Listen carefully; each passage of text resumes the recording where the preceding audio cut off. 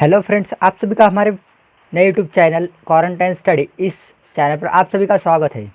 तो आज हम हमारा पहला लेसन स्टार्ट करने वाले हैं। जो हमारे इस चैनल का नाम है क्वारंटाइन स्टडी। जैसे कि आप स्क्रीन पर देख सकते हैं, नाम में अर्थ छुपा है क्वारंटाइन, यानी कि खुद को आपको एक कमरे में क्वारंटाइन कर लेना है। उसके बाद ज़्यादा देखिएगा आपको कैसे फटाफट सब कुछ आता है। तो हमारे नाम चैनल का नाम क्वारंटाइन, इसलिए हम आज पहला लेसन स्टार्ट करने वाले क्वाड्रेटिक इक्वेशन। क्वाड्रेटिक इक्वेशन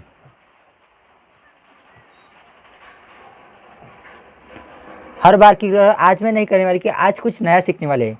आज हम कुछ पुराना ही रिवाइज करने वाले हैं, क्योंकि ये पहला लेक्चर है और मुझे आपको बेसिक बताना बहुत ज़रूरी है।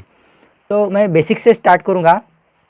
जैसे कि क्वाड्रेटिक इक्वेशन आपके लिए थोड़ा सा नया वर्ड होगा, किन किन स्टूडेंट के लिए नया नहीं होगा, पर कुछ कुछ पर ज़्यादा से ज़्यादा हम सभी स्टूडेंट्स का ख्याल करेंगे और बेसिक से स्टार्ट करेंगे आज। तो आपके लिए क्वाड्रेटिक इक्वेशन नया होगा, पर आपको और एक वर्ड मैं बताने जा रहा हूँ, वो जो है पॉलीनॉमियल। ये वर्ड है अपना नया वर्ड, पॉलीनॉमियल। शायद मुझे लगता है कि आपने ये वर्ड सुना होगा, आपके 9वीं कक्षा में आपने ये वर्ड सुना होना चाहिए। नहीं होंगे तो आपको 8वीं कक्षा में जाना होगा, फिर वहाँ से बेसिक का वीडियो उठाना होगा, फिर यहाँ पर आना होगा। ऐसा नहीं करना है, आपको ये मालूम होना चाहिए पॉलीनॉमियल। पॉलीनॉमियल क्या है? एक इक्वेशन है, ये वाला इक्वेशन है पॉलीनॉमियल, यानी कि इक्वेशन। इक्वेशन बोले तो आप कुछ भी लिख सकते हैं इक्वेशन बोले तो, बट इसकी भी कुछ कंडीशंस है। वो कंडीशन मैं आपको बता रहा हूँ। वो कंडीशन है, equation contain only one variable, only one variable. थोड़ा सा धीरज रखिए, मैं सब कुछ आपके सामने एक्सप्लेन करूँगा। और दूसरी कंडीशन है, और जो कोएफिशिएंट होते हैं ना, कोएफिशिएंट्स वेरिएबल के सामने वो रियल नंबर होने चाहिए। रियल नंबर्स में बहुत सारे इंक्लूड होते हैं, जैसे कि इरेशनल, इरेशनल, इंटीजर्स, सभी रियल नंबर में इंक्लूड होते हैं।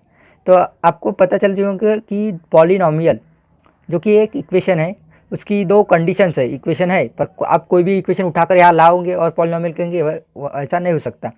तो वो जो इक्वेशन है ओनली वन वेरिएबल उसमें होना चाहिए, और कोएफिशिएंट्स उसके रियल होने चाहिए।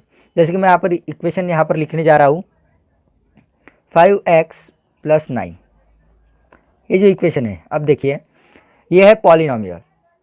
आप करीब 8वीं कक्षा में ऐसा सीखेंगे, मोनोमियल, बाइनोमियल, ट्राइनोमियल, यानी कि जो इसमें टर्म थी, ये है, इसमें 2 टर्म है इसलिए बाइनोमियल, 3 टर्म होगी ट्राइनोमियल।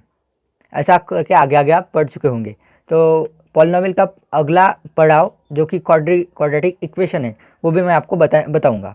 तो ये जो मैंने इक्वेशन लिखा है 5x + 9, ये जो है पॉलीनॉमियल है। उसकी कंडीशन क्या है? Only one variable. ओके, ये जो है x यहाँ पर वेरिएबल है, and the coefficients are real. Coefficient जो है x के सामने जो है, ये जो नंबर है, ये इसको कोएफिशिएंट बोलते हैं, x का कोएफिशिएंट, एंड ये कांस्टेंट टर्म होती है इसके, आप ऐसे लिख सकते हैं। तो 5 जो है कोएफिशिएंट है, ये रियल नंबर होना चाहिए, तो रियल नंबर है इसलिए पॉलीनॉमियल है।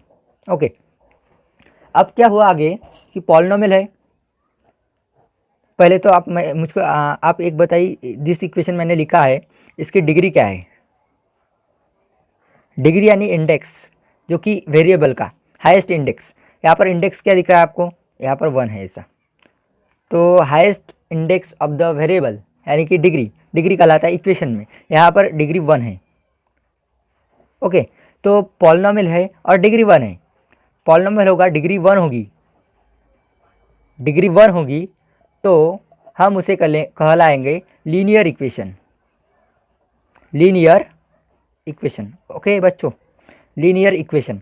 और दूसरा नंबर, आपको डिग्री 2 मिली, जैसे कि मैं आप यहाँ पर इक्वेशन लिखने जा रहा हूँ, x² + 10x + 200 = 0। ओके, तो आपको देखिए ये भी पॉलीनॉमियल है। जैसे कि कंडीशंस क्या है? Only one variable. Okay, one variable exist कर रहा है यहाँ पर, और coefficients are real number. Okay, ये दोनों भी कंडीशंस यहाँ पर सेटिस्फाई हो गई, तो ये भी एक पॉलीनॉमियल है। पर यहाँ पर देखिए अब डिग्री, इसकी डिग्री क्या है? यानी कि वेरिएबल का पावर क्या है, पावर बोल सकते हैं, इंडेक्स बोल सकते हैं। पावर यहाँ पर 1 है, यहाँ पर 2 है, आपको हाईएस्ट पावर लेना है यानी कि 2, यहाँ पर डिग्री 2 है, यानी कि ये इक्वेशन कहलाएगा क्वाड्रेटिक इक्वेशन। ये इक्वेशन है क्वाड्रेटिक इक्वेशन। तो बच्चों आपको ये ध्यान में आ चुका होगा कि ये कहाँ से आया है। ओके, क्वाड्रेटिक इक्वेशन क्या है, पॉलिनोमियल का टाइप है, जो कि जिस पॉलिनोमियल की डिग्री 2 होती है उस इक्वेशन को कहलाते हैं क्वाड्रेटिक इक्वेशन। क्वाड्रेटिक इक्वेशन कहलाते हैं। तो आपको इसके पीछे की हिस्ट्री समझ में आ चुकी होंगी कि क्वाड्रेटिक इक्वेशन कहाँ से आया और उसका नाता यानी कि उसका संबंध पॉलिनोमियल से क्या है। तो हमने नाता वाता बहुत देख लिया, उसके बाद हम क्वाड्रेटिक इक्वेशन की तरफ बढ़ेंगे। तो दोस्तों हमने क्वाड्रेटिक इक्वेशन के बारे में सब कुछ जान लिया, कहाँ से आया कहाँ से आया नहीं, और इसका क्या नाता है, किससे, उसके कोई भाई बहन बंधु है कि नहीं। तो उसके बाद हम आगे बढ़ने जा रहे हैं standard form of quadratic equation. Standard form of quadratic equation. हमने क्वाड्रेटिक इक्वेशन को जान लिया, अब हमें स्टैंडर्ड फॉर्म जानना है उसका। Standard form of quadratic equation. तो बच्चों आपको पहले लिख लेना है कि जनरल इक्वेशन क्या है क्वाड्रेटिक, यानी कि किस फॉर्म में वो आपको दिखाई देता है ज़्यादा से ज़्यादा। तो लिख लीजिए ब्रैकेट करके ax² प्लस bx प्लस सी। ये जो इक्वेशन है ax² प्लस bx प्लस सी, ये जो है ये general form of quadratic equation, यानी कि आपको क्वाड्रेटिक इक्वेशन इस फॉर्म में आपको दिखाई देंगे। नहीं दिखाई दे तब भी आपको, जब आप उनको सॉल्व करेंगे, हम सॉल्व करने की मेथड्स आगे जाएंगे, उसके बाद आपको उसे जनरल फॉर्म में लाना होगा। नहीं होगा तो लाना होगा, है तो रहने दीजिए। Okay, standard form of quadratic equation यही की है, standard form of quadratic equation. इस फॉर्म में, यानी कि ये जनरल फॉर्म है, इस फॉर्म में आपको उसको ला के रखना है, उसको बोलेंगे आप standard form of quadratic equation. अब मैं इक्वेशन आपको दिखा दे रहा हूँ यहाँ पर। ये जो एग्जाम्पल है आपको दिखा दे, एग्जाम्पल x² - 4 = 0। आपको एग्जाम में ऐसा भी कहता है, right the given quadratic equation into its standard form. Okay, आपको क्या करना है कि ax² plus bx plus c इस फॉर्म में इसे लाना है। तो x² की टर्म आगे है, x² लिख लेना है, प्लस यहाँ पर आपको x अकेला नहीं दिखाई दे रहा है, इसलिए आपको लेना है कोएफिशिएंट उसका 0 लेकर यहाँ पर x ऐसे लगा देना है, उसकी कुछ भी वैल्यू नहीं होगी। उसके बाद कांस्टेंट टर्म विद साइन -4 यहाँ पर दी चुकी है, तो इसके बाद 0। ये हुआ इसका स्टैंडर्ड फॉर्म। आपको ऐसे कुछ भी इक्वेशन दी जाती है, उसके बाद आपको उसको स्टैंडर्ड फॉर्म में लाना होता है। तो ax² प्लस bx प्लस सी इस फॉर्म में हमने इसको ला लिया। x² प्लस 0, ये जो कोएफिशिएंट हमने 0 लिया है, यहाँ पर है ही कुछ नहीं यहाँ पर, इसलिए हमने 0 लेना है। यहाँ पर x की टर्म मिसिंग है, इसलिए हमने उसके सामने कोएफिशिएंट 0 लाकर x की टर्म रख दिया यहाँ पर। ओके, दूसरा इक्वेशन हम देखते हैं, आपको आना चाहिए। मैं यहाँ पर नीचे लिख रहा हूँ y² = 2y - 7। देखिए, इससे इस फॉर्म में हमें लाना है। यहाँ पर तो बहुत ईजी, यहाँ पर वेरिएबल y है, वेरिएबल y है, इसलिए आप इस इक्वेशन को देखिए ax² प्लस bx प्लस सी, यहाँ पर भी तीनों टर्म्स मौजूद है। उसके बाद आपको क्या करना है कि इसको सिर्फ शिफ्ट कर लेना है यहाँ से यहाँ, बस। उसके बाद आपको उसकी स्टैंडर्ड फॉर्म मिल जाएंगी। ओके बच्चों, तो और एक बात, a b एंड c यहाँ पर आपको दिखाई दे रहे होंगे स्टैंडर्ड फॉर्म में, यानी कि जनरल इक्वेशन में a and b are the coefficient यानी कि क्या कि x² की टर्म के आगे जो a है, ये जो है a coefficient of x² and b जो है कोएफिशिएंट ऑफ x यहाँ पर है, और c जो है ये कांस्टेंट टर्म है, इसको आप कांस्टेंट टर्म कहते हैं। ओके, a b c ये टर्म आपकी क्लियर हो चुकी होंगी। तो दोस्तों मैंने यहाँ पर एक एग्जांपल लिया है x² प्लस 5x प्लस 6। यहाँ पर हम स्टार्टिंग से देखेंगे। आपको एग्ज़ाम में ऐसा भी पूछता है कि आपको एग्जांपल दिया जाता है, उसके बाद आपको ये चेक करने को बोलता है whether it is a quadratic equation और नॉट। यहाँ पर ऐसा क्वेश्चन होता है, whether it is quadratic equation और not.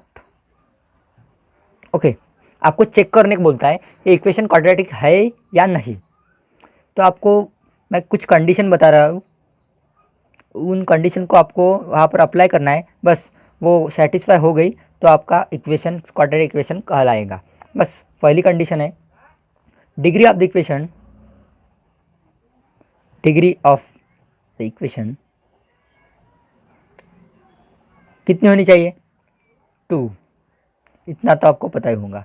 Degree of the equation 2 होनी चाहिए। यहाँ पर आप देख सकते हैं डिग्री आगे highest power of the variable only 1 होता है, उसका हाईएस्ट पावर क्या है? यहाँ पर 2 है, इसलिए डिग्री यहाँ पर 2 हुई। और दूसरी कंडीशन है इक्वेशन आपकी ax² + bx + c इस फॉर्म में आपको लिखनी आनी चाहिए। वो नहीं होगी तब भी आपको इस फॉर्म में लाना आना चाहिए। वो इस फॉर्म में नहीं आ रही तो इक्वेशन वो क्वाड्रेटिक नहीं हो सकती। उसके बाद और एक आप लिख सकते हैं वेरिएबल ओनली 1 चाहिए, वेरिएबल ओनली 1।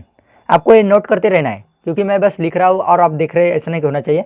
ये आपको तीनों कंडीशन, मैंने आगे भी कुछ लिखा था वो भी आपको नोट करना है। जो आपको इंपॉर्टेंस पॉइंट में ऐसे कुछ बार बार मैं रिपीट करता हूँ वो आपको पॉइंट्स लिख कर रखने हैं। तो कंडीशंस क्या है क्वाड्रेटिक इक्वेशन की? डिग्री ऑफ द इक्वेशन, या आप इसे पॉलिनोमियल भी कर सकते। Degree of the polynomial is 2, okay, and उसका फॉर्म होना चाहिए ax² + bx + c। मैं इसे रिपीट कर रहा हूँ क्योंकि आपको ये फॉर्म आगे बहुत ही काम आने वाला है। जब भी आप कुछ एग्जाम्पल सॉल्व करने जाओगे तो आपको ax² + bx + c ये फॉर्म आपको आना चाहिए। उसके सिवा आप एग्जाम्पल सॉल्व नहीं कर सकते क्योंकि आपको a, b और c की वैल्यू फाइंड आउट करनी होती है। उसके बाद आपको इसे सॉल्व करने लेना होता है। तो वेरिएबल ओनली 1, ओके। उसके बाद क्या करते हैं हम कि ये जो इक्वेशन आपको दिखाई दे रहा है इसको सॉल्व करने की मेथड्स होती है।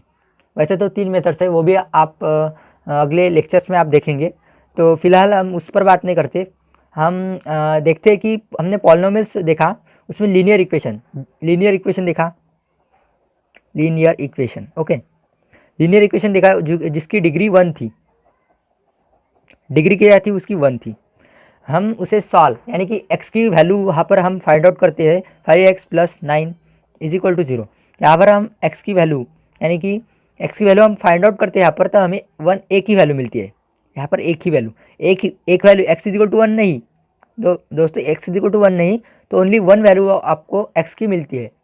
यहाँ पर वैल्यू x की आप निकाल सकते हैं, जैसे कि देखिए 5x = -9 x -9/5 -9/5 ये जो है x की वैल्यू है। यहाँ पर हमें यहाँ पर एक ही वैल्यू यहाँ पर मिलती है। तो दूसरी तरफ चलते हैं, फर्स्ट हो गया। दूसरी तरफ हमने क्वाड्रेटिक इक्वेशन सीखा, क्वाड्रेटिक इक्वेशन तो हमने एग्जांपल लिया, ऊपर लिखा है x² + 5x + 6 = 0। इसकी डिग्री क्या है? 2 है इसकी डिग्री, ओके 2 है। इससे यहाँ पर हम x की वैल्यू फाइंड आउट करने जाए तो हमें x की वैल्यू a एंड b ऐसे 2 वैल्यू आपको यहाँ पर मिलती है। यानी कि आपको इस सॉल्व करने के बाद जो कि मेथड्स है आगे, फैक्टराइजेशन मेथड और भी कुछ मेथड्स है आगे, आप उससे इस इक्वेशन को सॉल्व करेंगे तो आपको 2 वैल्यू मिलेंगी इस इक्वेशन की, जो कि आप a को इस इक्वेशन में डालोगे तब भी इक्वेशन सेटिस्फाई करेगा और b को डालेंगे तब भी इक्वेशन सेटिस्फाई होगा। यानी कि आपको 2 वैल्यूज़ यहाँ पर मिल रही है। तीसरा नंबर पर भी होता है जो कि पॉलिनोमियल्स, उनकी डिग्री 3 होती है, तो क्यूबिक इक्वेशन वो कहलाते हैं। उनकी 3 वैल्यूज़ आपको मिलते हैं उनके सॉल्व करने के बाद। तो हम जो कह रहे हैं कि वैल्यूज़ मिलती है तो उनको जो वैल्यूज़ आपको मिलती है सॉल्व करने के बाद उनको रूट्स कहते हैं, रूट्स, ओके बच्चों, रूट्स यहाँ पर हम उसे कहते हैं। रूट्स यानी क्या कि ऐसी वैल्यू कुछ आपको x की मिलती है जो वैल्यू आप इक्वेशन में डालने के बाद जो इक्वेशन सेटिस्फाई हो जाता है। यानी कि आप देख सकते हैं यहाँ पर इक्वेशन है, यहाँ पर आपको x की वैल्यू यहाँ पर a मिल गई। जस्ट आप सपोज कीजिए a मिल गई मेरे को और b, यहाँ पर हमें 2 वैल्यूज़ मिली है। जस्ट मैंने a यहाँ पर पुट की, हाँ, पुट करने के बाद x के जगह पर मैं a डाल दूंगा। a डालने के बाद LHS = RHS आपको मिलेगा। जैसे कि यहाँ पर 0 है तो इस पूरे नंबर्स की वैल्यू भी a की वैल्यू a डालने के बाद x के टर्म पर 0 हो जाएंगी, यानी कि इक्वेशन सेटिस्फाई हो जाएगा। तो आपको समझ में आएगा कि रूट्स क्या है, ओके। इसका भी मैं एक एग्जांपल यहाँ पर लेने वाला हूँ, उसके बाद आपका सब कुछ वो क्लियर हो जाएगा। यहाँ पर एग्जांपल है 2x² - 7x + 6 = 0। ये आपको यहाँ पर एक क्वाड्रेटिक इक्वेशन दिया हुआ है।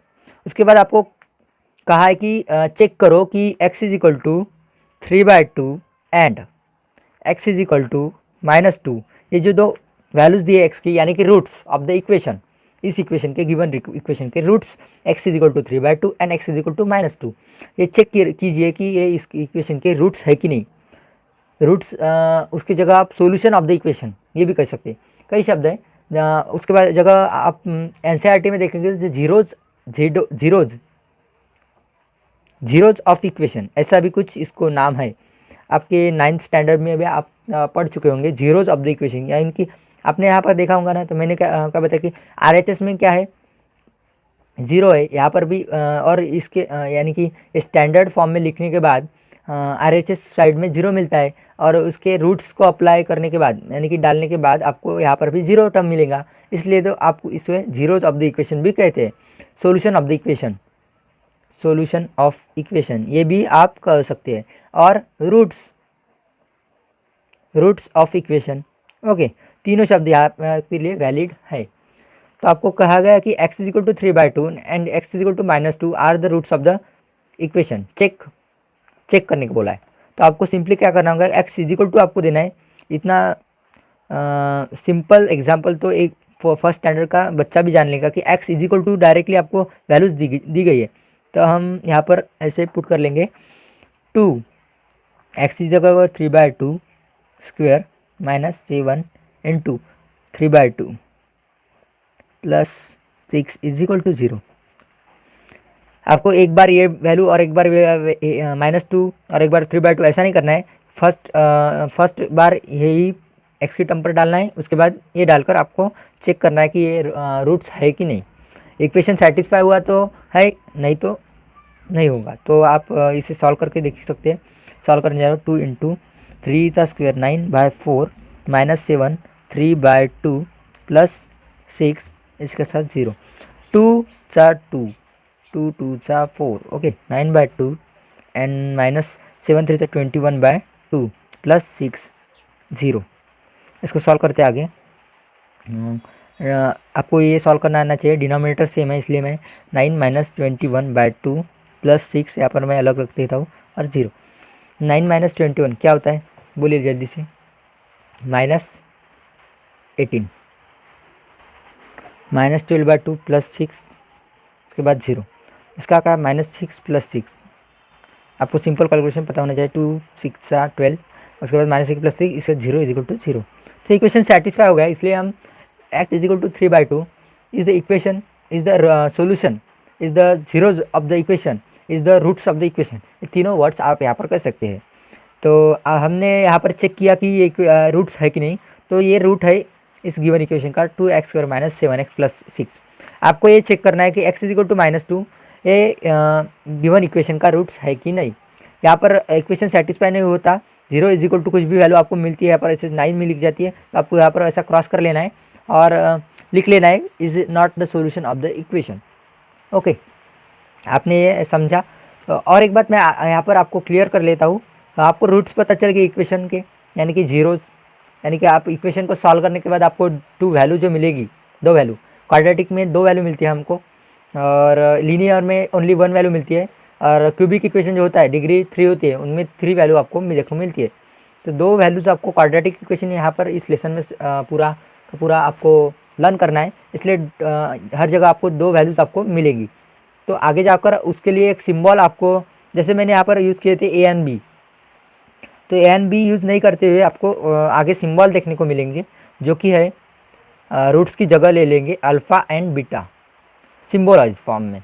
Alpha and beta are the roots of the equation, यानी कि आपको सॉल्व करने के पहले आप कर सकते हैं कि अल्फ़ा एंड बीटा, आपको जस्ट सपोज कर लेना है कि alpha and beta are the roots of the equation. Alpha की वैल्यू जो कि हमने अभी, आप इसको सॉल्व करेंगे तो आपको 2 वैल्यूज़ मिलेंगी। तो अल्फ़ा इज इक्वल टू वो value, beta is equal to वो वैल्यू, यानी कि आपको सॉल्व करने के बाद पता चलेगी वो वैल्यू क्या है। ओके, अल्फ़ा एंड बीटा की वैल्यू आपको पता, यानी कि जनरल सिम्बोलाइज किया है ओनली। आप ज़्यादा से ज़्यादा कन्फ्यूज मत होइए, क्योंकि आप जैसे जैसे आगे बढ़ेंगे तो आपको थोड़ा थोड़ा क्लियर होता जाएगा। जस्ट आपको यहाँ से समझ लीजिए पूरा, और नोट्स बना लीजिए इसके, और कुछ एग्जांपल आपके बुक में से सॉल्व कीजिए। मैं कुछ आपके लिए सॉल्व के लिए दे रहा हूँ। अच्छा, मैंने आपके लिए 2 एग्जांपल लाए पहला एग्जाम्पल है x square minus 9 plus 13 minus 9x, मैंने भूल गया x लिखना, minus 9x plus 13 is equal to 0। इस एग्जाम्पल को आपको ये क्वाड्रेटिक इक्वेशन है कि नहीं ये चेक करना है पहले तो। उसके बाद आपको क्या करना है कि कोएफिशिएंट लिखने हैं, find the value of A B and C, दोनों इक्वेशन की A B C find out करने के लिए आपको सिंपल मैंने बताया था कि general equation A x square plus B x plus C. उसके बाद आपको इसको कंपेयर करने लाए, ए की वैल्यू यहाँ पर 1 होगी, बी की वैल्यू -9 होगी और सी की वैल्यू 13 होगी। ऐसे आप सिंपली बता दे रहे हैं, पर जब इक्वेशन बिखरा बिखरा होगा तो उसको आपको समेटना होगा, उसके बाद जनरल फॉर्म में लाना होगा, उसके बाद ही आपको कंपेयर करना है। उसके बाद दूसरा एग्जाम्पल बहुत ही मस्त है, p bracket 3 + 6p is equal to -5। Okay, तो ये आपको थोड़ा सा अलग लग रहा होगा, पर आपको आप इसे ध्यान से देखिए, इसके गौर से देखिए आप इसे, तो आपको इस p को टर्म को इससे मल्टीप्लाई कर लेना है। उसके बाद 5 - 5 को यहाँ पर शिफ्ट कर लेना है। उसके बाद आपको डायरेक्टली जनरल फॉर्म में आपको मिल जाएंगे इक्वेशन। इसके भी आपको ए बी सी की वैल्यू आपको फाइंड आउट करनी है, और इक्वेशन क्वाड्रेटिक है कि नहीं, क्वाड्रेटिक है कि नहीं, इक्वेशन दोनों भी आपको फाइंड आउट करने हैं, और ए बी सी की वैल्यू आपको फाइंड आउट करनी है। तो इसका आंसर की कमेंट आपको जल्दी से कमेंट बॉक्स में करनी है, जैसे कि वीडियो अपलोड होता है वैसे ही। और जो स्टूडेंट्स एकदम बराबर आंसर देंगे उनका नाम मैं अगली वीडियो में लेने वाला हूँ, मेरे अपकमिंग वीडियो में मैं उनका नाम लेने वाला हूँ। तो बच्चों चांस बहुत ही अच्छा है, आपका नाम आने वाला है अगली वीडियो में, तो आपकी क्लेवरनेस आपको बिल्कुल प्रूव कर लेना है कि आप क्लियर हैं।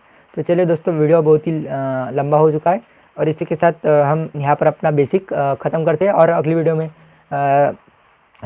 सॉल्व करने की मेथड्स शुरू कर देते हैं। तो तभी तक के लिए गुड बाय दोस्तों। चैनल को लाइक शेयर, जो कि आपके दोस्त 10th क्लास में होंगे उनके पास आप व्हाट्सअप से आप लिंक शेयर कर सकते हो चैनल की, और सब्सक्राइब तो आप कर ही लेंगे।